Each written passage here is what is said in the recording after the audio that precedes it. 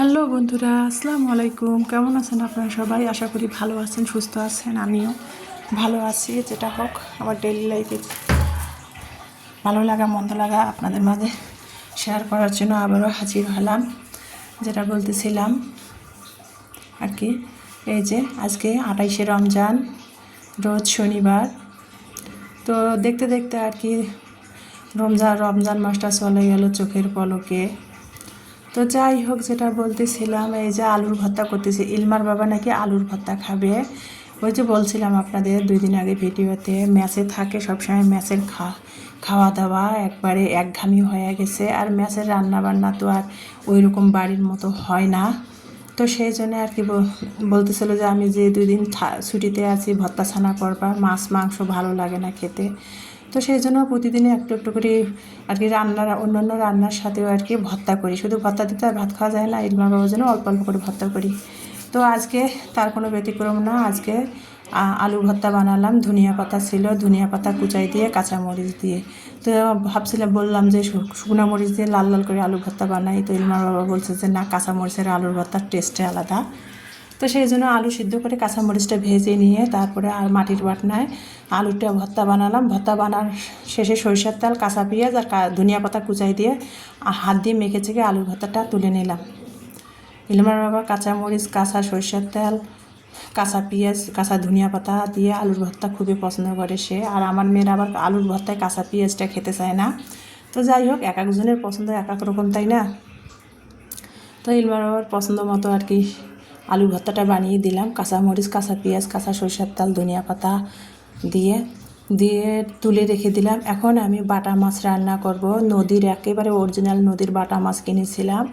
তো সেটাই আর কি ফ্রিজ থেকে বের করে ধুয়ে আর কি লবণ মেখে রেখে দিয়ে তারপরে চিন্তা করলাম যে কী দিয়ে রান্না করব। তো ভাবলাম যে বেগুন দিয়ে আর আলু দিয়ে আর কি চচ্চড়ি করি। বাটা মাছটা বেশি বড় না, আর নদীর বাটা তো আর কি এভাবে রান্না করলে ভালো লাগবে। তো সেই জন্য ভাবলাম যে মেখে চেখে রান্না করি। মাছটা যদিও বেশি বড় না, আর নির্মল বাবা এভাবে রান্নাটা খুবই পছন্দ করে। তো যেই কাজ সেই কথা, আলুটা কুচি করে নিয়েছি, সাথে 2টা বেগুন কুচি করে নিয়েছি। 2টা আলু 2টা বেগুন কুচি করে নিয়ে রসুন বাটা, স্বাদ মতো লবণ, সরিষার তেল, কাঁচামরিচ বাটা, ধনিয়া জিরার গুঁড়া দিয়ে, কাঁচামরিচ, সব কিছু মশলা, পেঁয়াজ দিয়ে একসাথে হাতের সাহায্যে তরকারিটা আগে ভালো করে মশলাটা মেখে নিয়ে তারপরে আলুটা বেগুনটা মেখে নিয়ে মাছটা দিলাম। মাছটা দিয়ে মেখে চেখে তারপরে আর কি আমি টমেটো উপরে দিয়ে পরিমাণ মতো পানি দিয়ে শেষে রান্নার জন্য চুলায় বসিয়ে দিলাম। তো রান্নাটা হয়ে গেল। নামাবার আগে ধনিয়া পাতা ছড়াই দিয়ে নামিয়ে নিলাম। দেখতে পাচ্ছেন আমার নদীর বাটা মাছ বেগুন আলু দিয়ে চচ্চড়ি করলাম। তো এইটাই আর কি আলু ভর্তা আর বাটা মাছ দিয়ে আজকে চেহারি আমরা করবো। আর গতকালকের সিমের বিচি রান্না আছে সেটা দিয়ে। আর রমজান মাস রান্না করলে তো আসলে খাওয়া হয় না, থেকেই যায় ফ্রিজের তরকারি। তো যাই হোক, সেটা দিয়ে চেহারি খেয়ে আজকে 28 রমজান আমরা রোজা ছিলাম। তো এই যে আজ তো বললাম যে আজ 28 রমজান। এই যে দেখতে পাচ্ছেন, আমি কিন্তু আজকে রোজ শনিবার আমি আসলাম পাড়ার দোকানে। ইলমার বাবা মানে বাজার কুটু আসছে। এখন আমি যেহেতু বাজারের দায়িত্বটা আমার এখন না, ইলমার বাবা টুকিটাকি বাজারগুলো করতেছে। তো মরিচ শেষ হয়ে গেছে, সেই জন্য পাড়ার দোকানে আসলাম আর কি মরিচের জন্য। ফ্রিজে এখন ইফতার আয়োজন, ইফতার বানাবো, বড়া পেঁয়াজ ভাজবো, দেখি ফ্রিজে দেখি কাঁচা মরিচ নেই।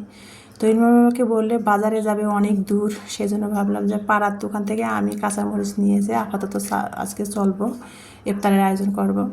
তো পাড়ার দোকানে আসলাম, কাঁচামরিচ নিলাম। আর এখানে সজনা দাম করতেছিলাম যে কত করে। ওই যে মুরব্বি চাচা সজনা কিনতেছে 50 টাকা সজনা, মানে 200 টাকা কেজি সজনা। উনি 1 পোয়া সজনা নিল 50 টাকা দিয়ে, 250 গ্রাম সজনা।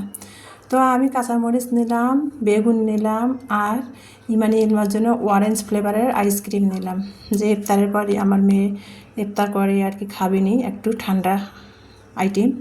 তো যাই হোক, এই যে তারপরে বাসায় চলে আসলাম। এই যে দেখেন, ঈদের বন্ধ পড়ে গেছে, অফিস আদালত এখানে পুরাটাই বন্ধ। আর আমার বিল্ডিং তো এনজিও, ওষুধ প্রশাসন ভাড়া, তো পুরা বন্ধ পড়ে গেছে অফিসগুলা, এনজিওগুলা। পুরা আমার বাসার সামনেটা বিল্ডিংটা পুরা নিরিবিলি নির্জন আর কি। তো বাজার দোকান থেকে, পাড়ার দোকান থেকে এই যে 250 গ্রাম মরিচ আনলাম 15 টাকা, 250 গ্রাম বেগুন আনলাম 15 টাকা, 60 টাকা কেজি বেগুন। তো যাই হোক নিয়ে আসলাম, আপাতত চলবো, বেগুনি বানাবো, বড়া পেঁয়াজি ভাজবো। আর এই যে রসুন পেঁয়াজ হিলমার বাবা গতকালকে ইফতারের সময় নিয়ে আসছিলো, পাবনা পাবনা সুইট থেকে জিলাপি বুন্দা নিয়ে আসছে, আর ইফতারের সময় পেঁয়াজ নিয়ে আসছে, রসুন নিয়ে আসছে, সেগুলো আমি বাজারের ব্যাগেই রেখে দিয়েছিলাম। তো সেগুলো আজকে রান্না করে আসলাম, বাজারে ইফতারের আয়োজন করবো। তো রসুন পেঁয়াজগুলো ব্যাগ থেকে, বাজারের ব্যাগ থেকে ঢেলে সেগুলো গুছিয়ে নিচ্ছি। আর এখানে বড়া পেঁয়াজির জন্য আমি সব রেডি করতেছি।